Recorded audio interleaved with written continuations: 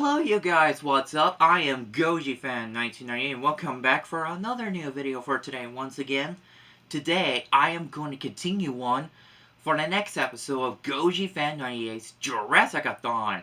Today, I will be taking a look at the third installment of the Jurassic Park franchise and the final chapter of the Jurassic Park trilogy part for the series will be Jurassic Park 3.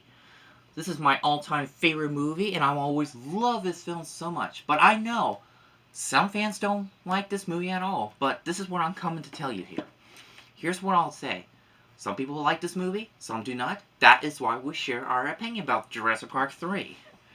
So anyway, this movie was set up taking place the same island for the last movie for the Lost World, Isla Sonar, but it's completely restricted as no air zone can go there. Because of this follow after what happened the incident in San Diego, as a Costa Rica's government trying to prevent for whatever might not gonna let it happen again. There were many different script ideas was submitted it, but it originally was going to be called In-State Jurassic Park 3 idea, but that never came to be. But some of the idea of the original script did make it a final cut in the film. But we also got the return of two of the most popular actors to return from the first movie, but no Jeff Goldblum. But this is a big question. Why would you not bring back Jeff Goldblum to replacing his role as Ian Malcolm since he's been on Isla Sonar, but Alan Grant never been on that island? As he mentioned it, as he said, I have never been on this island. Because he's never been in Isla Sonar, he's actually on the other island, Isla Nubra in the first movie. As Dr. Alan Grant came back, played by Stan Neill, returned reprising his role as Dr. Alan Grant. And Ellie Sattler returned, but only as a reduced role, played by the same actress from the first movie, Lauren Dern. Well, in between the first and all the way to the third movie, Ellie and Alan did not work out, but they're still... Well, they didn't work out as a relationship, but they'll still be as a friendship for a while. But Ellie actually got married and had a son named Charlie, who was actually 3 years old. And he was really adorable little kid. For my opinion, that's all I have to tell you. The new directing chair for this film is not Steven Spielberg this time, but he's actually charged for exclusive producer this time, but his old friend, Joe Johnston, ended up to be as a directing chair, as he was excited to directing Jurassic Park movie. So, we also got a new character as the Kirby's family. Mr. Kirby was played by William H. Mackey. Originally, that character was supposed to be played by Matthew Broderick, along with many a 10 actor, but they did not want to do it. Probably too busy with the other schedule at the same time. So William took over. And his wife, ex-wife named Amanda, and their son named Eric, played by Trevor Morgan. Where in this film, the Kirby's family would hire Alan Grant and his friend, assistant Billy, go to the Isla Sonar to look for Eric.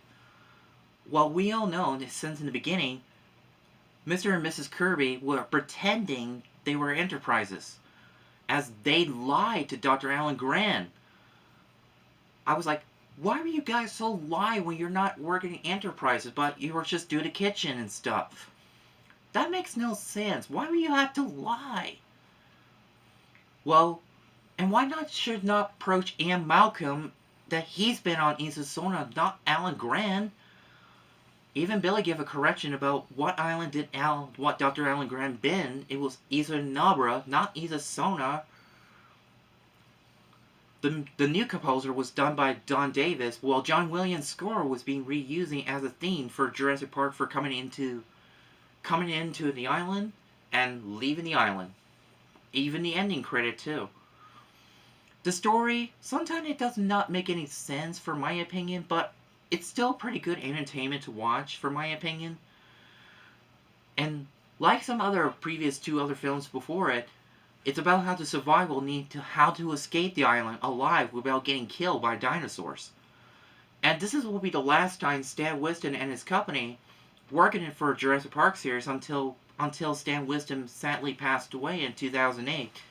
but his legacy will live on forever for all the things he worked so hard for the stop motion animation and animatronic and everything he did from his career, including his intent to work on the Godzilla movie, of the original TriStar Godzilla movie idea, of the Stan Winston's Godzilla maquette model he was created it before that idea was scrapped in favor was Ron Emmerich's version. And we also got a new villain in this movie of Jurassic Park 3, was called Spinosaurus.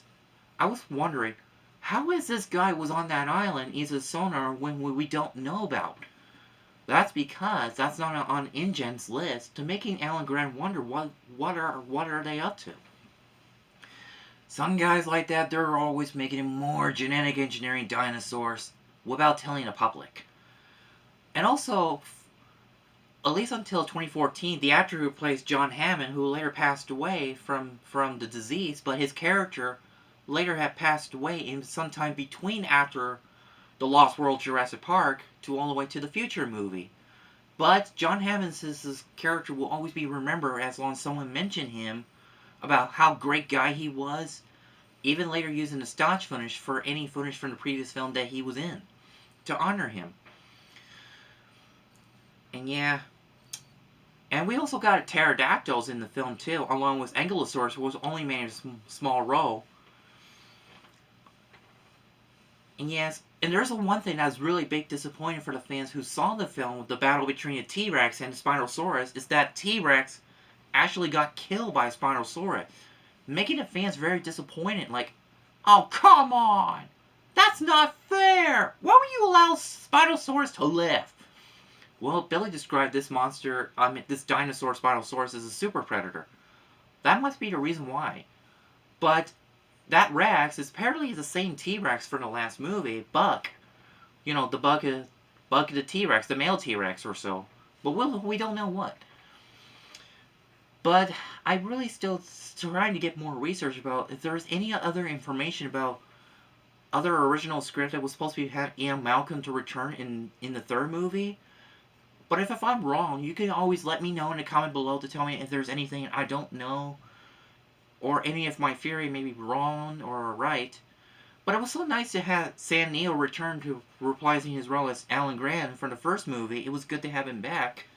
Even Ellie, Sattler actress, also came back too. But this will be the last time we ever saw these two until the third Jurassic World movie comes around, which is part of the sixth installment of the Jurassic Park film, where they reunite with Ian Malcolm. But I'm going to save it till when I get over there. So that's all I have to say for Jurassic Park 3. Stay tuned to the next episode. I will review Jurassic World from 2015. Oh yeah, before I conclude, Jurassic Park 3 is my first Jurassic Park movie I first saw when I was a kid, and I watched it on this original DVD release from Universal Pictures before re-released it on the new DVD and Blu-ray as well. But this is long before I decided to realize, like, oh, wait a minute, I don't understand what's going on. I need to go back to the beginning. I need to find what beginning of the film was. That's one thing you should know. If you skip ahead of a chapter, you just have to go back to the beginning. Is find the beginning where it all started. It's to watch the first Jurassic Park in case you accidentally skipped a chapter. Anyway, thanks for watching, you guys, and I will always stay with you fans and Jurassic Park fans. Bye!